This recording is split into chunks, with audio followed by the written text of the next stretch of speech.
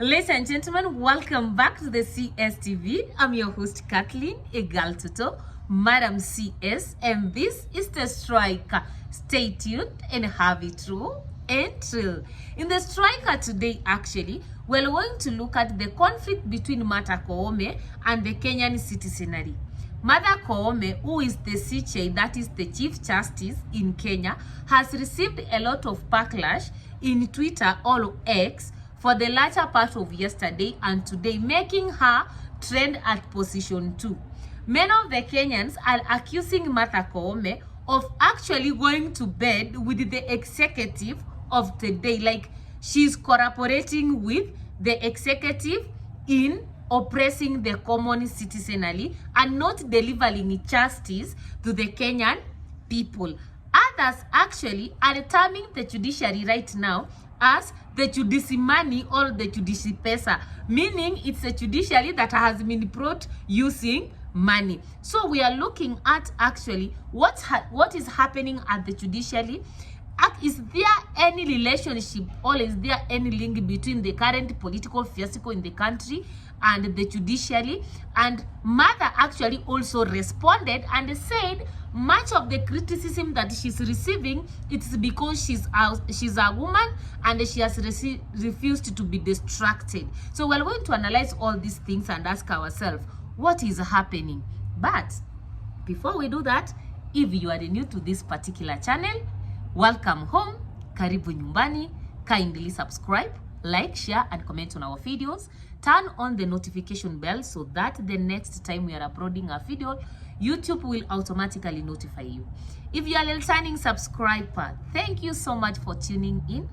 Thank you so much for turning, and kindly remember to like, share and comment on our videos on the next theme actually that you want us to analyze. Now back to Martha Koome. Now, when she actually came into power, she was celebrated as the first woman CJ in this particular country under the new constitution. And you know, there was a lot of hopes and a lot of expectation from her being a woman, you know, and also holding that position as the president of the Supreme Court of Kenya, literally the highest position in terms of the ranks in the judiciary of this particular country. However, since the 2002 general election, Martha Koome has been, you know, receiving criticism right, left, and center. It all started when the Charara 4, on the day of announcing the president in this particular country, moved out and they decided to say that whatever results will come from Chebukati at the Bomas of Kenya, they are not party to it. And as a result, when the results were announced, the Azimio coalition found its way to the Supreme Court of Kenya to dispute the elections. So what happened? Martha Koome termed the Charara Force statement as hot hair. You remember the hot hair? You remember where we got that phrase from? He said that was hot hair, and that hot hair cannot stop a legal, constitutional, fair and free process. And as a result, he maintained that President Ruto and his running mate, the former deputy president Rigathi Gachagua, had won the elections and proceeded actually to inaugurate them. That was the first point where Martha Koome actually lost the trust of many of the Kenyan citizens who maybe felt that actually no candidate in the 2022 general election attained 50 plus 1% that is needed to declare somebody the president. Then there's been several issues ongoing, especially to do with the finance bills, you know, to deal with the taxation things, etc. Martha Koome, reading the judiciary, we have seen the judiciary actually declaring the housing levy very constitutional. You know, we have seen the judiciary declaring, I don't know, the finance bill 2023 very constitutional. So from where I stand literally, there are so many things that the judiciary has done under the leadership of Martha Koome that has killed the trust of Kenyans in that particular judiciary. I think the height of all this had to do with the impeachment of Rigathi Gachagua. Many thought that actually the judiciary could have given a different directive as per that particular matter. But as things are, the judiciary seemed to be pressurized by the politics part of the government and therefore bowed to that particular pressure.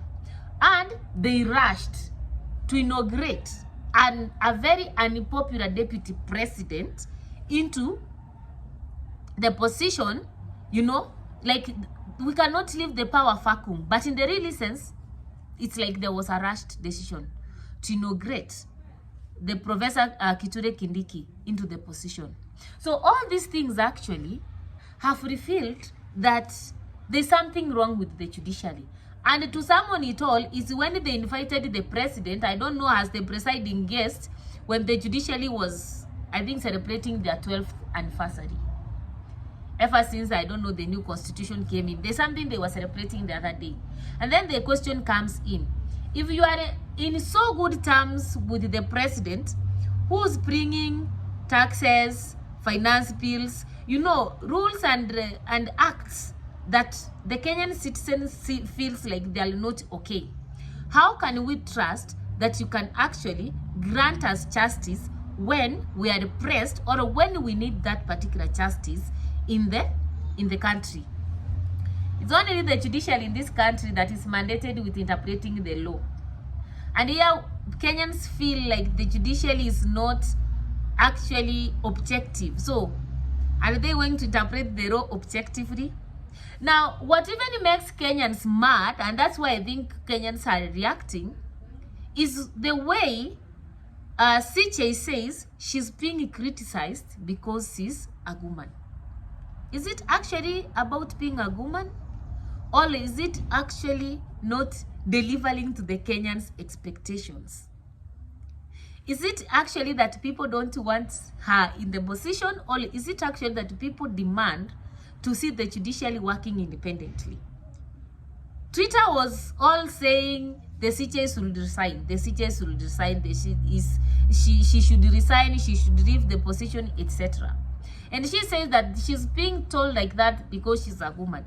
Do you think if it was a man CJ, who such things have happened under his leadership, could he say that he's being told to resign because he's a man? Could we say that the Kenyans could not demand his resignation because he's a man?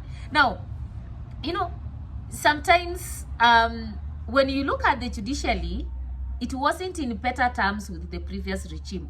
And remember, President Uhuru had even refused to appoint some judges into the High Court, etc. And one thing that President Ruto did, if you can remember so well, the day he was being inaugurated, the first promise he gave was to the judiciary. The moment he was sworn in and he stood to speak, the first promise he gave was to the judiciary. And they said, we have judges who have not been appointed because of their political standings, and I'm assuring you that tomorrow we are appointing you to the office and you are taking an oath. And then he also spoke about the judiciary that was being, you know, remitted. Ilikuwa inafinyiliwa pesa. They were not being given their money. Their budget was not being honored. And I told them from now henceforth the judiciary has its own budget and it will run as an independent body. Do you think that was out of objectivity or was out of, you know, making them feel close to him and making them, you know, subscribe now to his political thought and his support? And of course, when he came to the office, those things happened. He sworn in the judges that had President Uhuru had refused to swear in. You know, the budget came out. Nowadays, we see him presiding over the anniversaries, etc. So, are you seeing what I'm seeing? Could Kenyans be right in their thinking that actually the judiciary is compromised? You know, what should CJ do actually? What should be the best response from CJ? You know, he says that people want to distract her, but she has refused to be distracted. You know, with the political happenings in this country, can somebody actually say that she's not distracted? Like she cannot be distracted, eh? Hmm? Is it a defense game? Is it actually that she's being fought for nothing? Do you think that where we are as a country, we can trust the judiciary to actually deliver justice? You know, come to think of it, the Inspector General is told to apologize, and his sentence is just cut short. You know what? The Inspector General was summoned for several times and he did not appear in court. And then he was supposed to be given a sentence for that. But he came to the court the last day and said he's sorry. And you know, is sorry, they said, you know, it is you to err is human. Now my question is, can we get all the murderers and the criminals in who have been convicted in committee maximum, and we bring them to court, they say sorry, then we release them? Are you seeing? Are you seeing what I mean? Like, the judiciary has proved to be a double, you know, standing on double H's, and I think that's what is actually making Kenyans sad, and that's why Mother Koome'a is actually trending, and I don't think that it's going to sit so nice with her. Remember, there's somebody who was a deputy CJ in this country, and just by pinching somebody's nose, she was fired and she left. Is Mother Koome'a going to survive this backlash from the Kenyan citizens? Can the Ruto regime actually reparate Mother Koome'a from this particular backlash? And if it comes in, do you think Kenyans are going to trust this government and the judiciary in totality? Your comment, your opinion in the comment section below. Let me get your opinion. See you next time. Those are my opinions. Until next time. Ciao, ciao.